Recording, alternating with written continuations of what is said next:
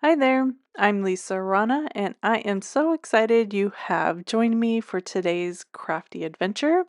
And it's a fun one because we are going to just tear things up and go wild. I have all my supplies gathered and it's very minimal. I'm only using one piece of pattern paper and then I have my sentiments stamped on another piece of pattern paper plus some craft cardstock. And what I have done is stamped the Pansy Praise stamp set from Unity Stamp Company on some pattern paper in different configurations just randomly. I don't have a plan. And that's kind of the fun part is I've created all these elements and I will figure it out later. So we're starting with the stamped pansies. They are just so really beautiful and I've stamped them on some pattern paper. This is from the Country Loving paper pack from Unity Stamp Company. And then I grabbed my Distress watercolor pencils and I'm adding just a little bit of color.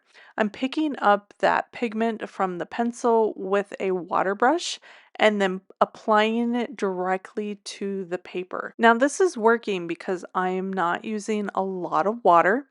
I'm picking up that pigment and then just laying down a wash. And then if I really want to make it more vibrant, I come back and layer over a second layer of color.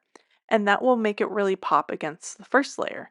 And I'm using just one color per stamped panel. I just really want that pop of color, but not really an intense coloring effect. And I just love how this turned out.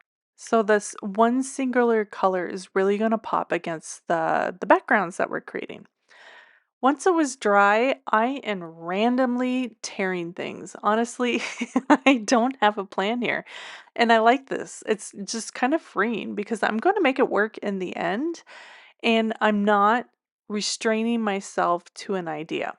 So I'm tearing each panel and then I'm going to tear this pattern paper from Country Loving, and I'm just going to tear it into pieces, into strips, and then we'll use them in the end. But I love this organic feel of the tear, and I don't want there to be a lot of white, so that's why I'm kind of trimming these down. But I want there to be a nice torn edge and different organic shapes to play with. And then in the end, I will make them all work. And that's the fun, is we're just going to be kind of playing with puzzle pieces and make them all one card in the end. So I have all those craft cardstock bases. I'm stamping all of them with small details, one of my favorite background stamps, and then I'm just going to ink blend each one.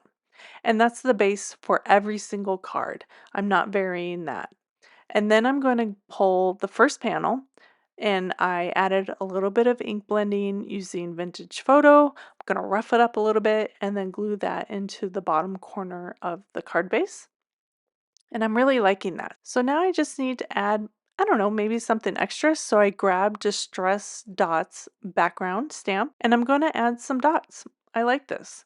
So I've only added one more stamp set, keeping my supplies very minimal, and I'm going to add some distress dots just to the background to add a little bit of something something going on over there. And then grabbed one of those strips of the pattern paper, added a bit of distressed ink in the Vintage Photo, and I'm going to adhere that to the bottom of the panel, and then I'm going to pop up my sentiment right on top of that.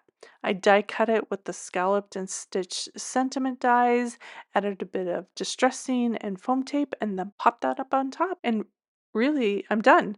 So this finished off card number 1. I really love how all the elements came together. It's very simple and organic and just kind of came together perfectly.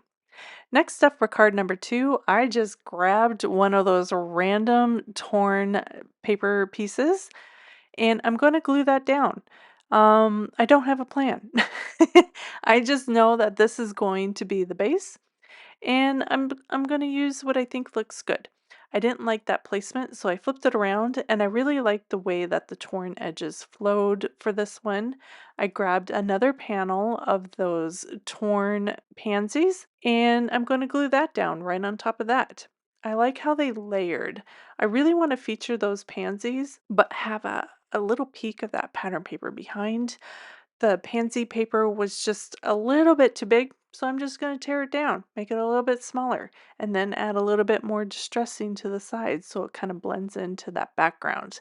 And I'm really happy with that. It kind of has this organic feel to it that's very natural and torn and distressed. And I'm going to lift everything up to so you can see those layers, trim it down so it fits the size of the background paper. This one I decided to add a little bit of twine just for some texture. And of course, I love a bow, so we add a bow to the side.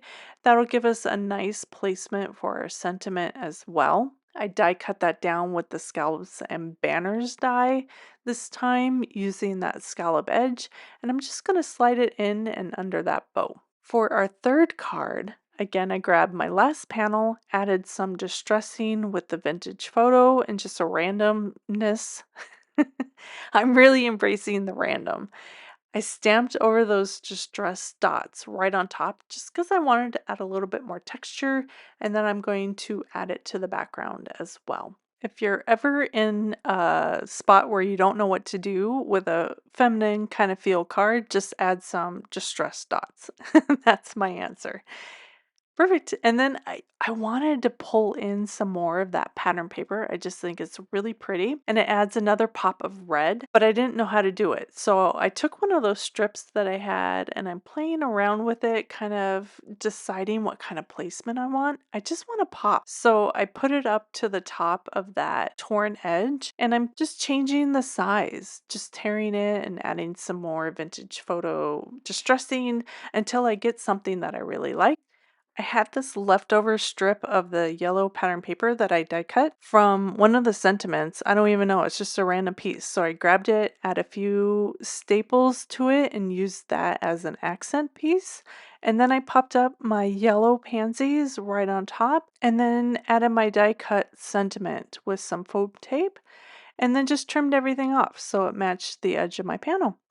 And that finishes off our trio of really random organic stamping and tearing of pattern paper and stamps and sentiments.